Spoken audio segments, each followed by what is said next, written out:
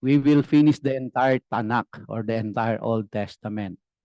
And also, my desire, if the Lord will allow me, is to finish the Brit Hadashah. Ano po yung Brit Hadashah? Brit Hadashah is, Brit is covenant, Hadashah is new covenant, or sometimes we call it the New Testament. Okay? So, segue ho tayo ng konti dahil in the last study that we had on the book of Exodus, nakita ho natin doon na gumawa sila ng golden calf out of their golden earrings, di ba? So, Aaron collected all the golden earrings ng mga kababaihan. Siguro, I don't know kung yung mga lalaki may mga earrings din, but they were able to collect so much so that they were able to come up with a golden calf, and then they worship that golden calf. At dahil po doon nagalit ang Diyos, nagalit din si Moses. Si Moses po ay nagalit hindi dahil nakahikaw sila.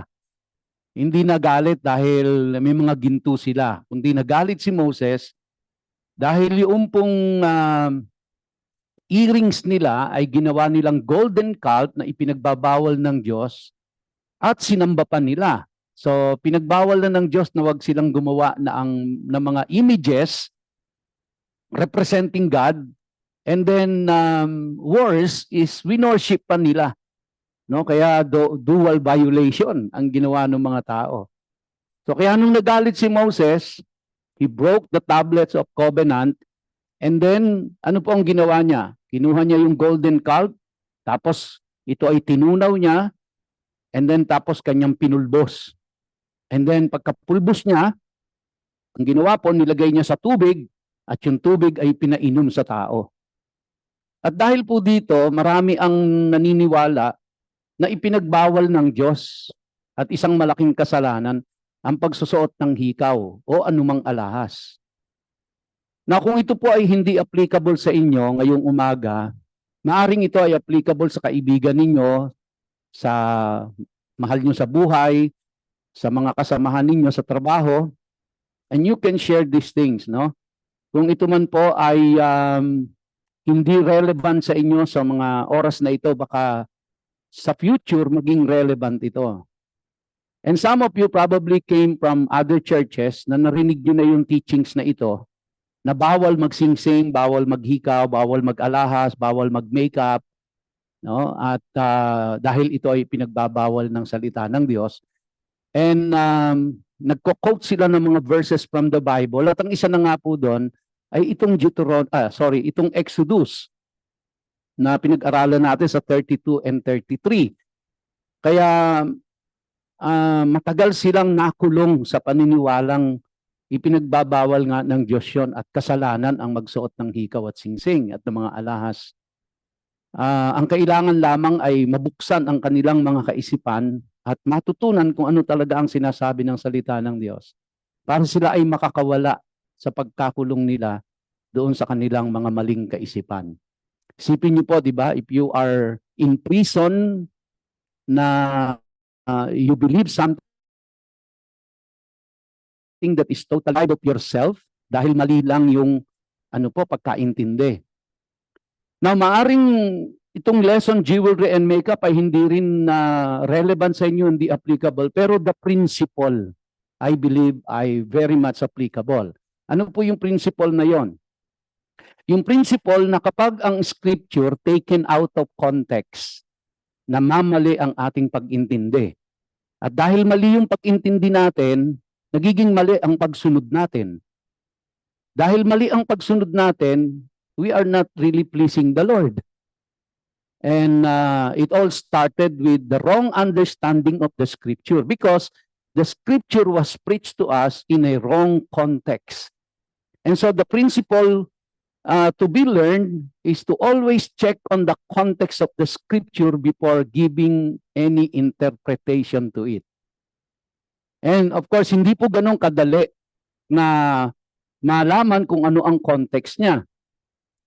Kaya talagang malalim na pag-aaral, nangangailangan talaga siya ng malalim na pag-aaral at pagsasaliksik. Kaya naman ang Diyos ay nagregalo no? Nagregalo ang Diyos sa iglesia ng mga tagapagturo. At kung ikaw ay isa sa mga nahirang na tagapagturo, kung hindi ka mag-aaral, huwag ka nang magturo. No? So kung ayaw mo mag-aral, huwag kang magturo. Kung gusto mo magturo, mag-aral ka. Kasi wala kang ituturo kung wala kang pag-aaralan. Di ba? Kailangan mag-aral ka, magsaliksik ka, magsunog ka ng kilay, pati buhok mo. So sa akin pati buhok nasunog na. Kaaral. Kaya kailangan aral talaga para kasi karaniwan po, kung hindi man lahat ng church member, pakikinggan lang nila kung ano itinuro ng pastor, itinuro nung nagturo sa harap. And marami po sa mga uma-attend ang hindi na nila dino-double check. Hindi na sila nagsasaliksik on their own. Kaya ako po, I encourage you, every time I preach here, mag-aral din kayo. Totoo ba yung sinasabi ni Pastor Dante na yun? Huwag niyo kung basta paniwalaan. Kayo po mismo, magsaliksik kayo, mag-aral kayo, magbasa kayo, at kung nakita niyo po na medyo lihis ang aking sinasabi dito, then be brave enough. Nalapitan niyo po ako and correct me if necessary. And I'm willing to be corrected po. No? Ako naman hindi Diyos. Ako po'y tao din katulad niyo. Pwede rin ako magkamali. Pwede rin magkulang yung aking pag-aaral. At pwedeng hindi ko nabasa yung nabasa ninyo. And so, that's the way to learn. Di ba? Kaya huwag niyong basta-basta paniniwalaan itong sinasabi ko dito. Saliksikin niyo kung totoo. Ngayon, kung nakita niyo po na totoo sa inyong pag-aaral, then you are convinced na yun ang truth, then you believe it. Ganun po. So kaya, kung hindi man applicable sa inyo ang jewelry at makeup, sa mga lalaki po, pakitingnan nga yung lalaki ko naka-makeup, naka-blush on sila, naka-foundation, pakitingnan nga So, maaaring hindi applicable sa inyo mga lalaki yung makeup and jewelry na ito. But the principle, pick up the principle. And the principle is, learn to, ito po yung kumbaga sample, na before we give interpretation to the scriptures, we have to know the right context of it. Remember, no scripture in the Bible can stand alone. Tandaan niyo po yan, no scripture in the Bible can stand alone. And scripture interprets scripture. So, kaya pagka nakabasa po kayo ng talata, tandaan niyo po, merong mga nauna doon at may mga sumunod doon. Meron pong nakapaloob ng cultural background dyan. Meron pong language na nakapaloob dyan. So, kaya kailangan alam ho natin yon para mabigyan natin ng tamang interpretation ang scriptures. Remember, the Bible was not written for the Filipinos. The Bible was written for the Jew. It was written by the Jews for the Jews. And it was written long time ago in their culture and in their time. And so we have to understand the culture of that day 2,000 years ago or 3,000 years ago. What was the culture during the time of Moses? What was the culture when they were in the wilderness? Now when they have settled in the promised land, what was their culture? And what was their language? So, kaya kailangan na intindihan natin yun. Even the geography and even the demography, we need to understand para makuha natin yung tamang interpretation ng scripture. So, hindi tayo maliligaw. Kaya I encourage you, congregation, to put some effort in really studying the Word of God by yourself. Kaya lang, alam ko po, hindi madali yon. Alam ko po, hindi, kumbaga it will really take a lot of effort to do that. Diba? Lalo na po doon sa inyong mga dual citizenship na, yung 60 years old and above. Diba? Sumasakit na mata, sumasakit na ang kasukasuan, kaya medyo ang dami ng limitations, kaya hindi na natin magawa. Kaya napakabigat po ng responsibilidad nung nagtuturo talaga sa harap Kasi people will believe what you say. So you better say what is believable and true. And you better study. You better study. You better dig into the Word of God. Okay?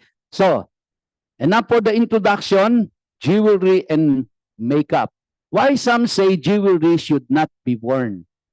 Bakit ba may mga tao sinasabi, hindi dapat nagsisingsing, hindi dapat naghihikaw, hindi dapat nag-aalahas? Bakit nga ho ba? Unang-una po, sabi nila, pagans wore jewelry and makeup. Especially these are true among the Christians. No, they believe na because pagans wore jewelry and makeup, so silang mga believers, they will not do that because the pagans are doing it. Kaya hindi namin sila gagayahin. One good example is yung pong celebration ng birthday and yung pong celebration ng birthday. Marami pong hindi nagse-celebrate ng birthday. And meron po akong mga kilalang ganyan na wag mo silang mabati-bati ng happy birthday. No? At magagalit sa iyo pag binati mo ng happy birthday. Kasi parang, oo, lalo na kung wala kang dalang regalo. Bumati ka pa, wala ka naman dalang regalo. Di ba? So, bigyan mo ng regalo, huwag mo nang batiin. So, parang, ano ho. Ayan, sandali lang ho. Mukhang, sandali lang ho ha. Bakit nawala? Sit on the screen. Ayun, tama. Okay.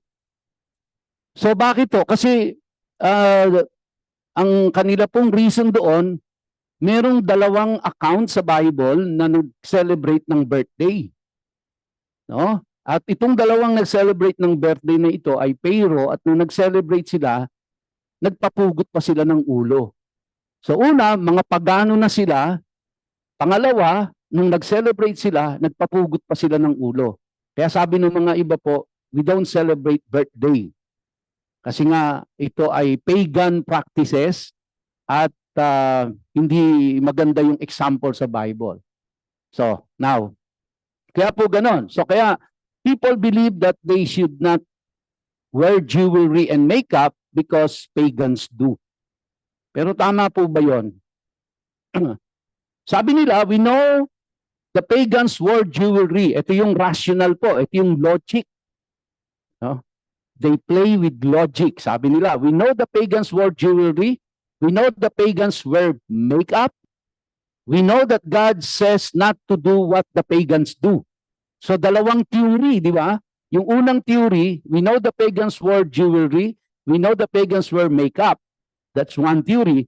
Second theory, we know that God says not to do what the pagans do. And because of this, logic dictates, therefore, we should not wear jewelry or makeup.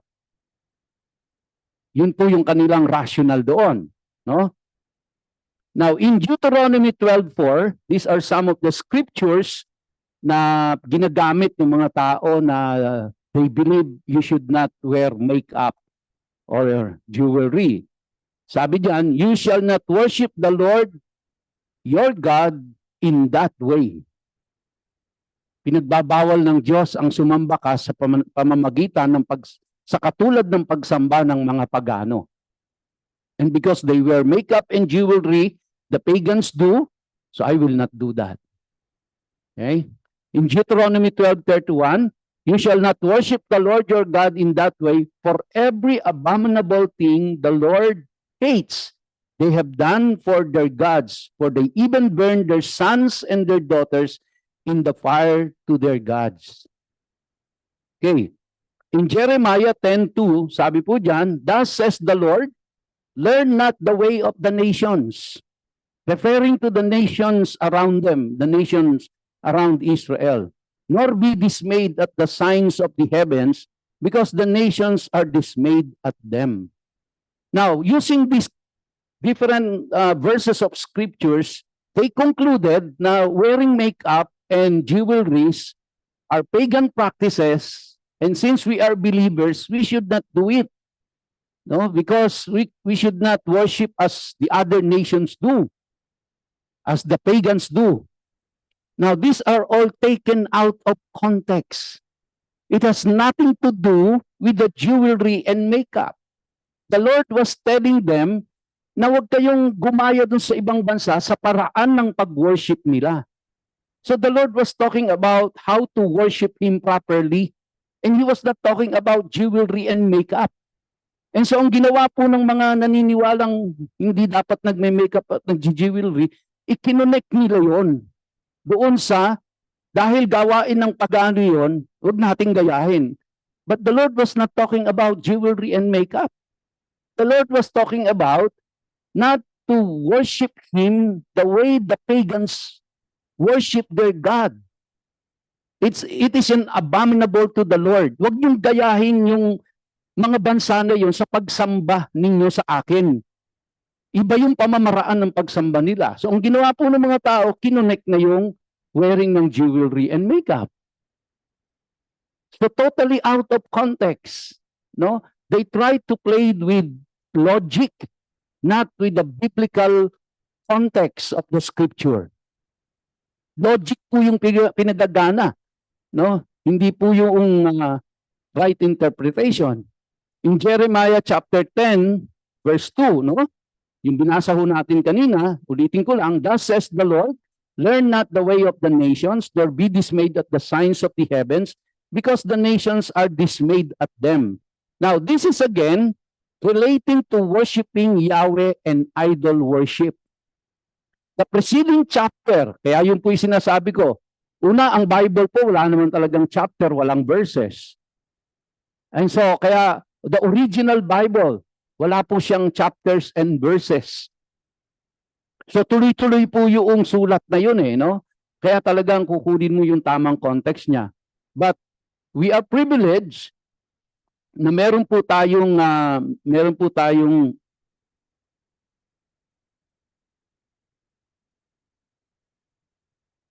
sorry. So the preceding chapter is about what will happen to Israel because they have gone after other gods and were not living according to the word of Yahweh. It has nothing to do with non-religious practices such as what jewelry they wear.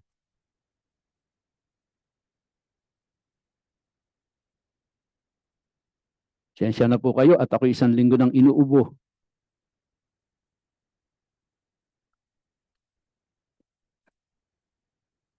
So ang sinasabi po ng Diyos sa kanila, huwag niyong gayahin yung ibang bansa sa paraan ng pagsamba nila sa Diyos-Diyosan nila at ito ay ia-apply nyo sa pagsamba sa akin.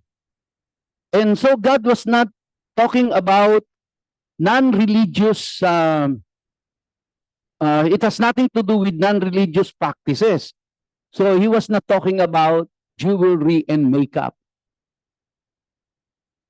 Pangalawa po, not only that pagans wore jewelry and makeup, but second reason po ng mga taong naniniwala that you should not wear makeup and jewelry, Moses made the Israelites drink the water with gold dust in it.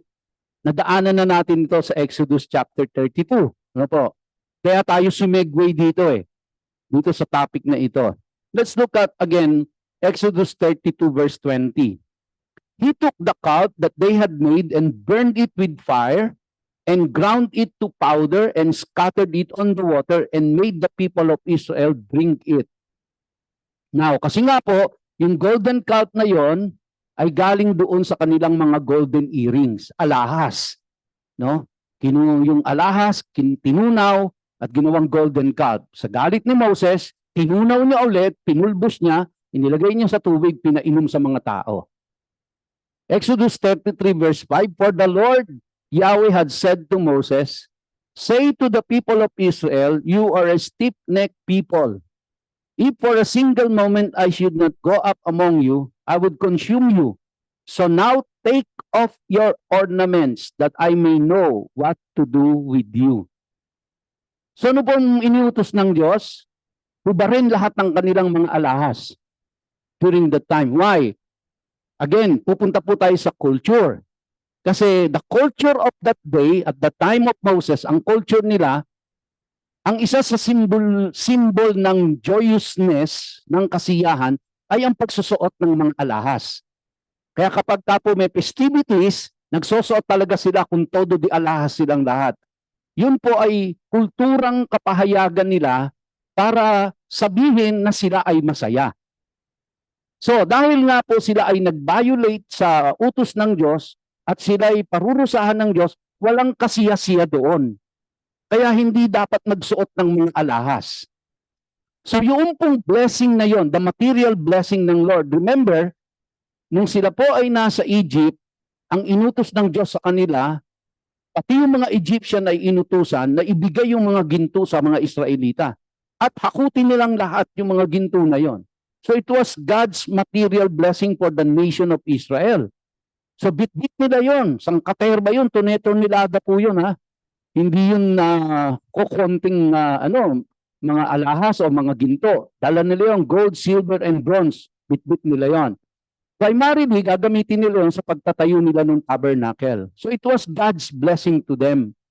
But yung blessing po ng Lord na yon ay na-misappropriate nila. In what way? Yung blessing ng Diyos na yun sa kanila, ginawa po nilang golden calf. So yung blessing naging curse because it was misappropriated. It was misused. It was not used for the intended purpose. Principle, mga kapatid, kapag may blessing ang Diyos sa inyo at yan ay minisappropriate ninyo, minisuse ninyo yung blessing na yan, yung blessing na yan magiging curse. Give you an example. Kapag binless ka ni Lord financially, and part of that is for the Lord, and then you misappropriate it or misuse it, at sa tingin mo medyo nakalusot ka doon, wait and see. May consequences yan kasi you have violated the word of God. So yung blessing na yon, nagiging curse yan. Wag niyong iisipin kahit kailan na magiging blessing yan. Basta para sa Diyos at hindi dapat gamitin para sa iba. Pag ginamit mo para sa iba yan, it will become a curse. Hindi siya magiging blessing sa iyo. Ito po yung nangyari sa kanila. No? They misappropriated and they misused the material blessing of the Lord that came from Egypt. Violate nila yung the very word of God, not to make any image, no? At gumawa sila ng golden calf. So kaya nung pinahubad ng Diyos yun, unang-una, kasi hindi po appropriate na nakaalahas pa sila. Kasi nga, ang kultura, at nakaalahas ka, yun ay simbolo ng kasiyahan. Kaya pinahubad ng Diyos yun. Para yung pong hindi panahon ito ng pagkakaroon ng kasiyahan. Ito ay panahon ng pagluluksa, kumbaga, paglulungkot. Ito yung panahon na yun. And, yun po ay naging curse sa kanila. Bakit? Paano naging curse? Pinatunaw ni Moses Pinulbos, inihalo sa tubig. Imagine niyo po, kayo po ba gusto niyong uminom ng mineral water na may ginto? Oo daw.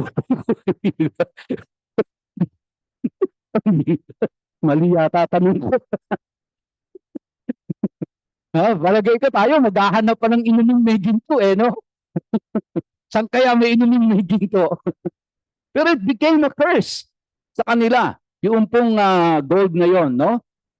So, reason number 3, jewelry and wearing makeup is vanity. Sabi ng iba, when you wear makeup and jewelry, it's vanity. It only serves the sinful flesh. No, it only serves the sinful flesh. Sabi po sa mamaya, i-define natin kung ano yung vanity. Jeremiah 4:30, ang sabi po diyan, and you, O desolate one, what do you mean that you dress in scarlet? That you adorn yourself with ornaments of gold, that you enlarge your eyes with paint. Pakitingnan nga yung katabi mo kung may bilog ang mata niya na at tingnan niyo nga po, no? In vain you beautify yourself. Your lovers despise you. They seek your life. Now again, this is something metaphorical. Kasi nga, ang sinasabi ng Diyos sa Israel, huwag niyong pagandahin ang outward appearance niyo. Masyado kayong concerned sa panlabas, hindi kayo concerned sa inyong panloob. Yun po yung sinasabi doon. Hindi ipinagbabawal ng Diyos yung makeup na yan, hindi ipinagbabawal ng Diyos yung mga alahas na yan, dahil yan ay pampaganda. Gusto ba ng Diyos pangit ka? Oo? Di ba? Gusto ng Diyos maganda tayo. Gusto ng Diyos presentable tayo. Ang sinasabi po ng Diyos sa bayang Israel, metaphorically, wag mong, kumbaga, yung panglabas mo, wag yan ang masyado mong pagandahin. Ang pagandahin mo ay ang kalooban mo. At ang pagpapaganda ng kalooban ay ang pagsunod sa Diyos. Pero hindi yung sinabing, huwag kang mag-makeup, huwag kang mag-jewelry. At dahil yan ay kasalanan, hindi po. Ang emphasis ng Diyos is pagandahin ang panloob. Kasi ang tendency po ng Israel, pagandahin ang panlabas, pero bulok ang panloob. Di ba? So kaya, kung tayo po ay nagme-makeup at gusto nating pagandahin ang sarili natin, gusto nating maging presentable tayo, then wala naman po ako nakikitang masama doon. Based on the scripture, ang masama po, ang ganda-ganda ng panlabas mo, ang pangit ng kalooban mo. Make-upan mo yung loob mo. Yan labas. Diba? Yun ang pinturahan mo. Yun ang lagyan mo ng foundation. Hindi yung labas. Kasi ang dali pong, di ba? Ang daling makadaya. Kaya makikita nyo, madalas sa mga nag-a-apply sa trabaho, di ba? Yung mga nag-i-interview, tinitingnan kagad yung panlabas eh. Bagamat importante po yun ha, na maayos ang itsura mo, maayos ang damit mo, pero ang hindi kasi nakikita totoo lang ng mga nag-i-interview doon, yung kalooban mo, doon na lang nila madidiscover pag na-hire ka na. Pag nandun ka na sa loob, pambihira, makulaw pala itong na-hire namin, no? Ito pala ay masama ang ugali, ito pala ay walang kapwa-tao. Pero ang ganda-ganda ng bihis, ganda-ganda ng itsura. Doon po galit ang Diyos eh. Ang ganda ng panlabas, bulok ang panloob. Kaya maganda po, maganda ang loob, presentable ang labas. Yun ang gusto ng Diyos. No? Ito po ang ibig sabihin ng vanity. Vanity means excessive pride in one's appearance, or qualities, or abilities, or achievements. Another is character or quality of being vain. Yung madalas sinasabi natin, self-conceited yung tao na yan. Di ba?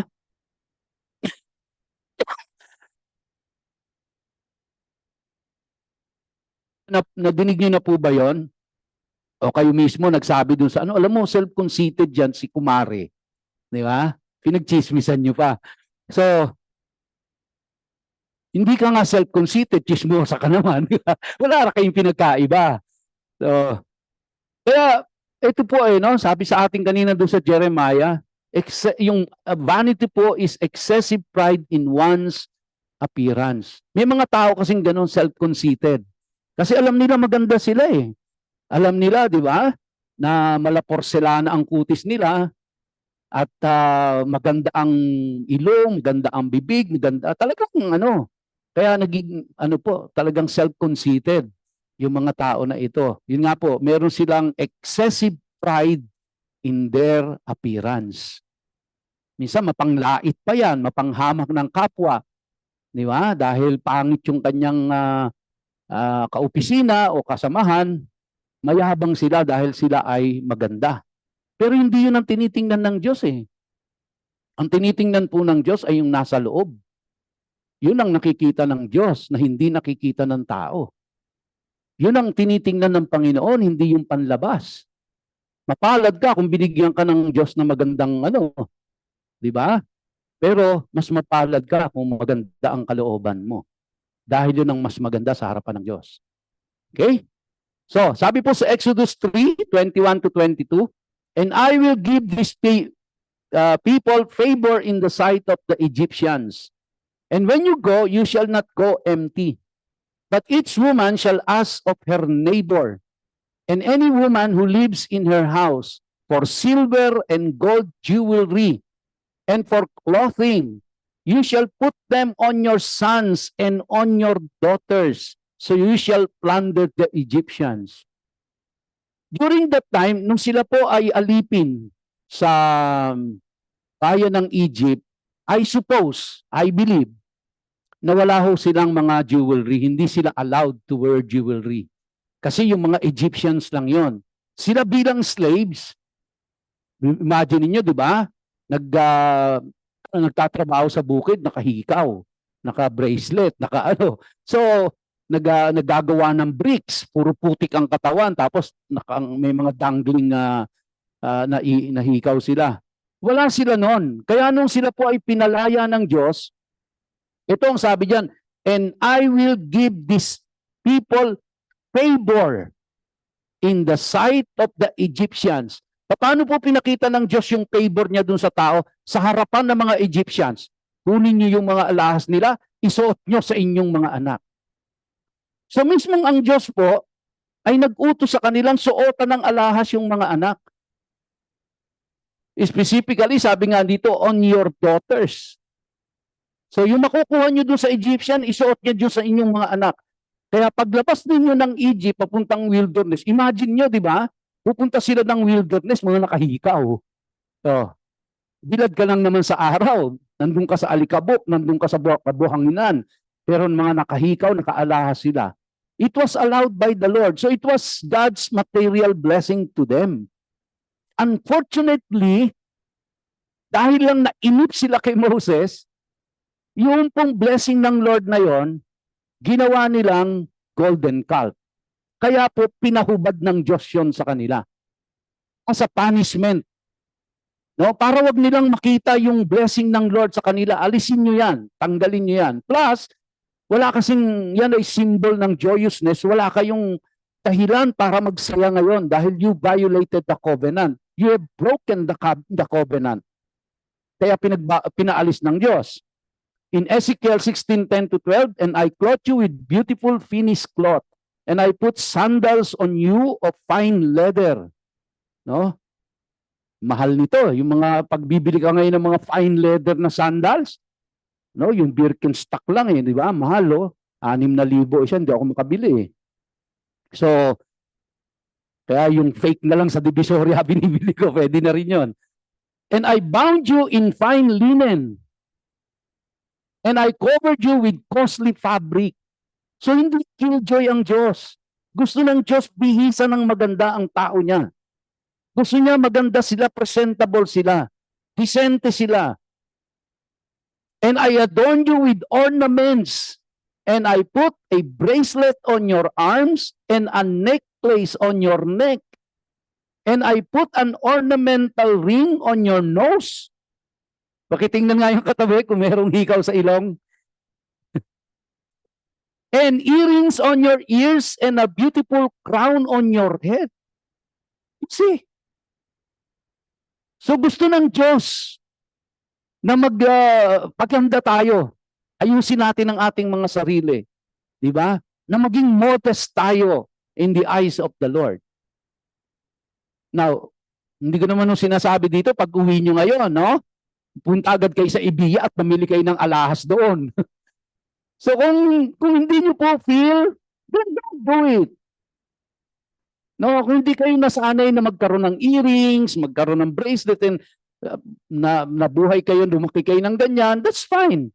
Hindi rin ho naman kasalanan yung hindi magsuot ng hikaw. But kung yan po ay ginagawa ninyo, then yung huwag kayong makinig doon sa nagsasabing sinabi ng scripture, bawal yan. It was taken out of context. It was even encouraged by the Lord. Pero, uulitin ko po, ang mahalaga sa Diyos ay ang magandang kalooban.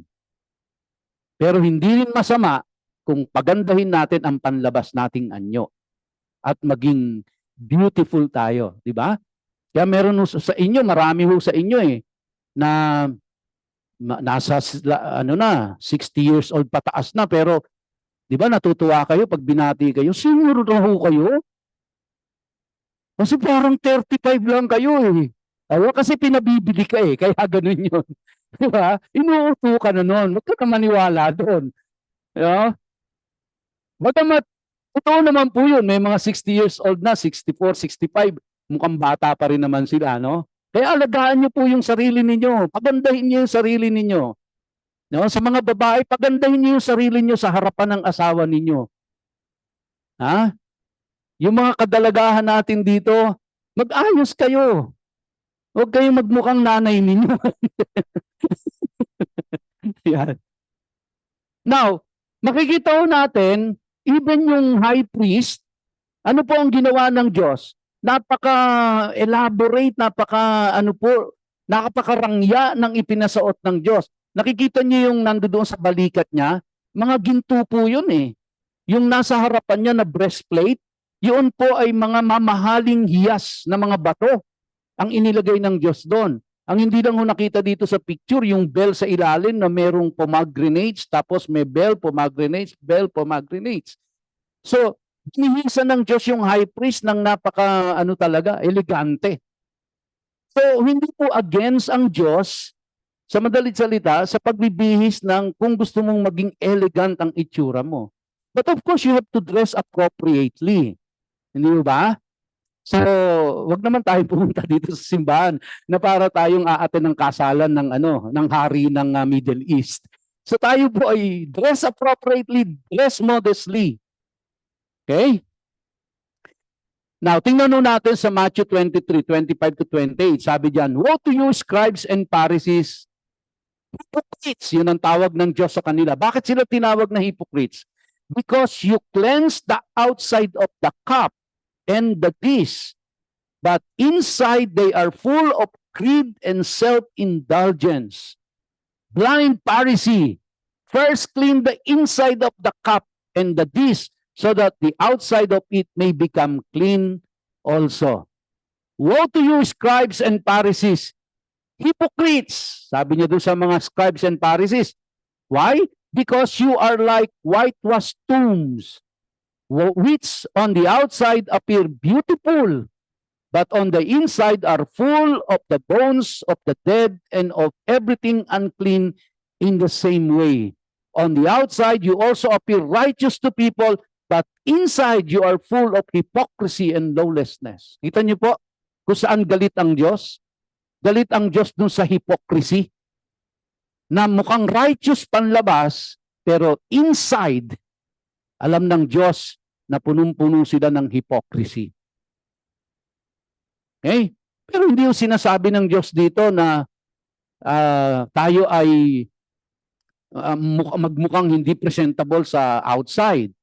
But ang point po dito is the inside. Kumbaga, we must look beautiful inside and out before the Lord. Diba? Pang-apat, pang-ilan na ho tayo? Pang-apat, no? So, jewelry and makeup is only for prostitutes. Pakitingnan nga ho kung naka-makeup at may jewelry yung katabi nyo. Sabi diyan, jewelry, ito po yung paniwala ng mga taong hindi naniniwala, or ang mga taong naniniwala na ang mag-alahas at mag-makeup ay kasalanan. So, ang dahilan po, dahil sabi nila, jewelry and makeup is only for prostitutes and others seeking the wrong kind of attention. So, totoo ba to? Lahat na nakahikaw, nakasingsing, naka-bracelet, naka-necklace ay prostitute? Huh? Saan nila nakuha yun? Yung ganong kaisipan po. Now, tingnan natin sa Ezekiel 23:40. They even sent for men to come from afar, to whom a messenger was sent, and behold, they came. For them, you bathed yourself, painted your eyes, and adorned yourself with ornaments. So, paniwala po nila, kaya ka nag-makeup, kaya ka nag-aalahas, para magmukha kang kaakit-akit. No? Para makaakit ka ng lalaki. Eh, prostitute nga ho ang gumagawa nun. Di ba? So, hindi naman ho lahat ng babaeng nag-makeup at nagpaganda ay nang-aakit ng lalaki. Well, of course, yung mga prostitute, ginagawa nila talaga yon. Pero hindi ho natin pwedeng i-generalize yun ng lahat na nagme-makeup, ng lahat na nag-aalahas ay prostitute dahil nang aakit ng lalaki. No? Esther 2:9. Ito po, makikita natin, si Esther mismo, mga kapatid, ay nag-dress ng napakaganda at binamitan ng napakaganda at nilagyan ng alahas na napakaganda. Bakit to? Kasi si Esther nag-a-apply bilang asawa ng hari. Now, of course, sa ngayon, sa kultura natin, hindi natin maintindihan yon. Kasi hindi naman ang babae, hindi nag-a-apply para maging asawa sa ating kultura. Kaya lang, sa kanila po, may kultura silang ganon. In Esther 2:9, sabi, and the young woman pleased him and won his favor, referring to the king. And he quickly provided her with her cosmetics and her portion of food. And with 7 chosen young women from the king's palace, and advanced her and her young women to the best place in the harem. Harem is the kingdom or kaharian. So, si Esther po mismo nagbihis ng napakaganda eh. Nag-alahas si Esther eh. Para pagharap niya dun sa hari, maggustuhan siya ng hari. And wala ho tayong makikita na si Mordecai ay sinabihan si Esther na kasalanan yung pagsusuot ng mga alahas. In fact, dahil po siya ay napakaganda at napaka-presentable dun sa hari, siya po yung napili at ito'y nagdulot ng kaligtasan sa buong bayan ng Israel. Kung hindi dahil po dun, mawa-wipe out ang Israel eh. But because of Esther, na-save po ang Israel eh. So ibig sabihin, wala pong masama, di ba? Maganda kasi ang kalooban ni Esther. Pero kailangan magmukha siyang presentable at attractive sa harapan ng hari. Kaya nagbihis si Esther po ng ng maayos. Proverbs 7:10, and behold, the woman meets him dressed as a prostitute, wily of heart. Now, again, going back to the same principle that I was saying a while ago, na bottom line, ang gusto ng Diyos sa atin ay maging maalinis ang kalooban, maayos ang panlabas na anyo. No? Hindi naman po gusto ng Diyos na malinis ang kalooban, marumi ang itsura natin. Kasi it's a reflection din. Di ba? It's a reflection din po. Proverbs 7:16-17. I have spread my couch with coverings, colored linens from Egyptian linen. I have perfumed my bed with myrrh, aloes, and cinnamon. So meaning, this extravagance in terms of yung hindi lang yung makeup, kundi pati yung mga perfume and all that, wala pong masama doon.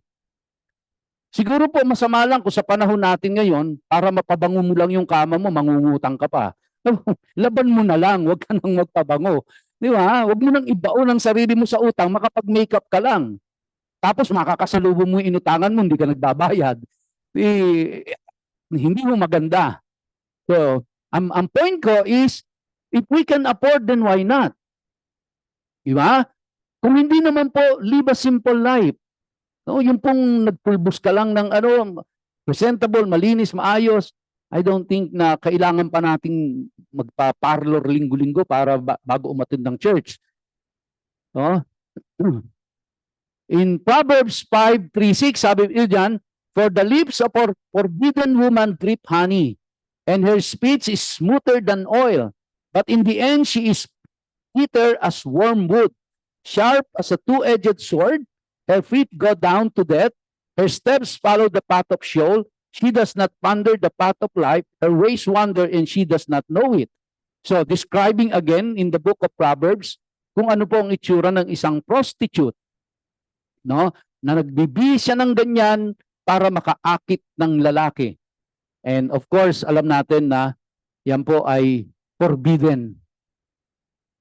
And some final thought, ito po, if a 5-year-old girl is playing dress up or wants to make up to look pretty, no, yung aking pong apo, si Kiara, talagang princess ang dating niyan. Aking pong mga apo ay mahilig magbihis yan, mahilig silang Ibig sabihin po niyan, katulad dito, does that mean she has the wrong intentions there? Diba? Is she seeking the wrong kind of attention? Yung apo ko po, si Kiara, medyo may blush on na eh. Oh, is she seeking the wrong kind of attention? Definitely not. In the same way, if a grown woman puts some face and eyeliner, does that mean she's seeking the wrong attention? If a wife puts on makeup so that she feels pretty or to look pretty for her husband, does that automatically mean she's doing so only for the wrong kind of attention? Nung bago pa lang po kami nagsasama ni Sister Liddy, medyo may pagka-conservative ako eh. No, ayokong magme-makeup 'yan. No, ayokong mag-aalahas 'yan, ayokong pag nakita ko nag-lipstick na 'yan, ako, kumukulo na dugo ko. Pero binago po ako ng Panginoon eh, no? Kaya sabi ko, sige, bumili ka na lahat ng klase ng makeup, bilhin mo. I want you to look pretty. Kaya mga lalaki, mga tatay, baka kayo binagbabawalan yung asawa nyo ng pagme-makeup. Bigyan nyo ng pambili. Bigyan nyo ng pambili. Huwag nyo pagbawalan. Let them look beautiful to you. Di ba? Binabawalan mo. Pagkatapos, titingin ka sa ibang babae na maganda. Binagbabawalan mong gumanda yung asawa mo, tapos tumitingin ka sa ibang maganda. Paganda mo yung asawa mo, huwag ka nang titingin sa ibang babae. Sa kanila na lang, di ba? At kayo naman po, kahit 60 years old pataas na kayo, magpaganda kayo. Hindi mo bawal, hindi kasalanan. For the right motive. So, panglima po, our beauty should come from the inside, not from what we put on. Sabi nila, ang sabi ng Bible our beauty should come from the inside, not from what we put on. Kaya ayaw nilang mag-makeup, ayaw nilang mag-alahas. Yan po yung sabi nila. In 1 Timothy 2, verses 9 and 10, likewise also that women should adorn themselves in respectable apparel. Ito yung ginagamit nila mga scriptures, no? With modesty and self-control, not with braided hair and gold or pearls or costly attire, but with what is proper for women who profess godliness with good works. 1 Peter 3, 3-5, do not let your adorning be external, the braiding of hair and the putting on of gold jewelry, or the clothing you wear, but let your adorning be the hidden person of the heart with the imperishable beauty of a gentle and quiet spirit, which in God's sight is very precious. For this is how the holy women who hope in God used to adorn themselves by submitting to their own husbands. So sabi nila, kita nyo na, sabi sa 1 Timothy, sabi sa 1 Peter, do not adorn yourself ng mga ginto, mga alahas na ganito. Pero hindi po kasi yun ang emphasis doon eh. Di ba? Ang binibigyan po ng emphasis doon, again, babalik po ako doon sa na ang pagandahin ninyo ay ang inyong kalooban. Yun po yung binibigyan ng emphasis doon. Huwag yung panlabas. Huwag yung panlabas. Hindi po ipinagbabawal yung pag-aayos ng panlabas. Hindi po pinagbabawal yan. Ay pinagbabawal is mas pinibigyan mo ng emphasis yung panlabas mo kaysa sa panloob mo. Kaya if you can make it na maganda ang panloob, maganda pa ang panlabas, beautiful. Yun po ang aim natin. Yun ang target natin. Di ba? So wala po sinabi diyang kasalanan ang mag-makeup, kasalanan ang magsuot ng alahas. Ang kasalanan is masyado mong pinagaganda ang panlabas mo, pero ang panloob mo hindi mo inaayos. Hindi mo mini-makeupan ang panloob mo. Okay? So jewelry and or makeup can be positive. Magtatapos na po ako, saglit na lang. In Isaiah 61 verse 10, I will greatly rejoice in the Lord, my soul shall exult in my God, for he has clothed me with the garments of salvation, he has covered me with the robe of righteousness, as a bridegroom decks himself like a priest with a beautiful headdress, and as a bride adorns herself with her jewels. Ezekiel 16 verses 11-13. And I adorn you with ornaments and put bracelet on your wrist and a chain on your neck, and I put a ring on your nose and earrings in your ears, and a beautiful crown on your head. Although ngayon po, no, pag naglalagay ka ng hikaw sa ilong, it's a taboo na, no? Pero nung time nila, hindi. Again, kultura po. Ulitin ko, kultura. Maganda para sa kanila yon. Thus you were adorned with gold and silver, and your clothing was of the fine linen and silk and embroidered cloth. You ate fine flour and honey and oil. You grew exceedingly beautiful and advanced to royalty. 2 Chronicles 1, verses 14 to 15. Solomon gathered together chariots and horsemen. He had 1,400 chariots and 12,000 horsemen, whom he stationed in the chariot cities and with the king in Jerusalem. And the king made silver and gold as common in Jerusalem as stone. Nakita niyo po kung paano pinagpala ng Diyos nung panahon ni Solomon? Na yung kanyang mga silver and gold parang bato na lang sa kalye. Sa dami. No, sa dami. And he made cedar as plentiful as the sycamore of the Sepela. So sa madalit salita po, kung kasalanan niyang gold and silver na yan, sana hindi na pinrovide ng Diyos yan in abundance. No, ang nagiging kasalanan po is the misuse and the misappropriation of it.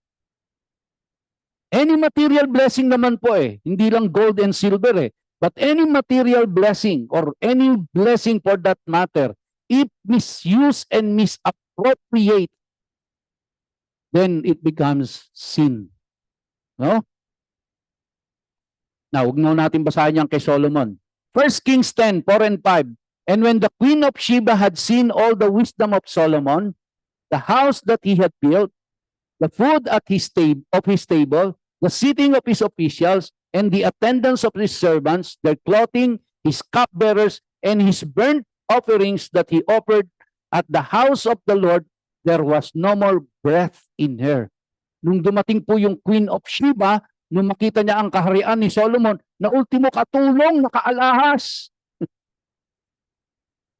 Halos mawalan ng hininga si Queen of Sheba dahil hindi siya makapaniwala sa nasaksihan niyang kayamanan ng Jerusalem ng mga time na yan.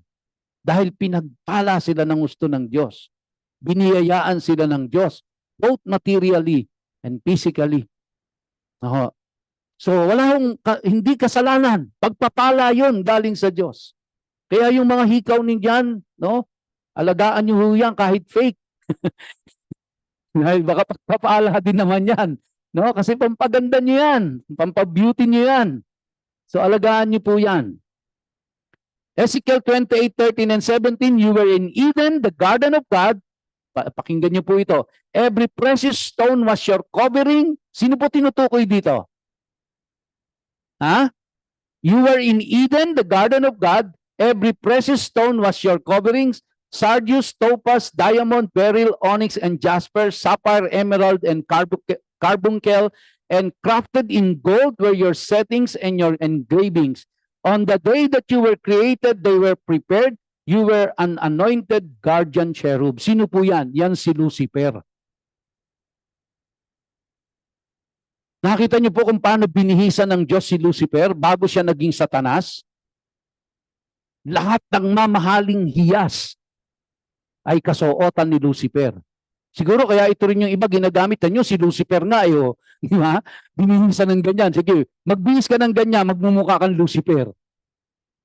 Hindi po. Nasa langit pa si nito si Lucifer Nung binihisan siya ng Diyos ng ganun Nung nagkasala na siya, dahil po bakit nagkasala si Lucifer? Kasi mas nag-focus na siya sa kanyang outside na ganda.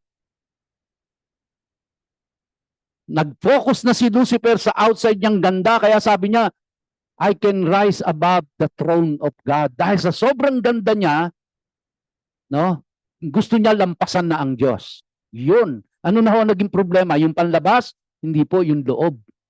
Yung loob ni Lucifer. Kaya siya naging Satanas. Okay? In Luke 15:22, but the father said to his servants, bring quickly the best robe and put it on him and put a ring on his hand and shoes on his feet. Alam niyo na po yung kwento nito, yung prodigal son. Nung nagbalik siya sa tatay niya, anong ginawa ng tatay niya? Binihisan siya ng best robe, nilagyan ng singsing. Is there something wrong about jewelry? Wala po. No?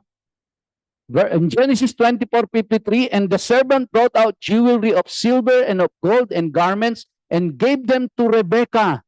He also gave to her brother and to her mother costly ornaments. Okay? So, Proverbs 25:12, like a gold ring or an ornament of gold is a wise reprover to a listening ear. So, in conclusion, last two slides, mga kapatid. Number one, the idea that we should not wear jewelry or makeup is nothing more than man's misguided understanding of Scripture. We have reviewed the 5 primary reasons why many believe jewelry and makeup are to be avoided.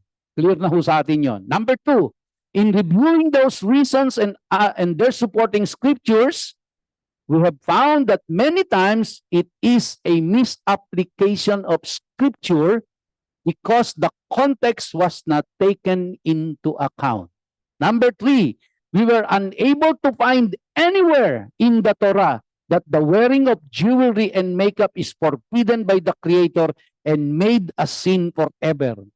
Wala ho kayong makikita sa Torah na nakasulat na ipinagbabawal ang pagsusuot ng alahas at pagme-makeup. Number 4, instead, what we find are a couple of select instances where Israel was being punished for disobeying Yahweh. Okay? Next, when we keep our eyes on the outer physical beauty, we see only what is fading and worthless in the end.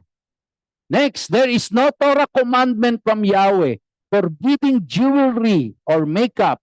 If we claim that Yahweh forbids such things, then we add to the Torah. Next, it is true that jewelry and makeup can be worn because of vanity. When a person values their physical appearance more than they value the things of God. But they can also be worn in order to please one's husbands, just like Yahweh clothed Israel with beautiful garments and stones. And then jewelry and makeup can be used for evil purposes or for good ones. They are not inherently evil and they are not forbidden by the scriptures. Kaya yung pong ginto, yung hikaw ninyo, wala pong inherent, hindi yan inherently evil. Depende po kung paano ginagamit ng tao kaya siya nagiging good or nagiging evil. Okay? So without mga kapatid, nawa po ay medyo kayo'y naliwanagan na, no, na hindi po pinagbabawal ng Diyos yung pagme-makeup, hindi kasalanan yan sa Diyos. Ang pag-aalas, hindi po kasalanan yan. Hindi po pinagbabawal ng Torah yan. Pagandahin ninyo ang sarili niyo, ayusin ninyo ang sarili niyo. Pero of course, ang bottom line po ng lahat na ito, dapat inside and out, maganda tayo sa harapan ng Diyos. Amen? Palakpakan po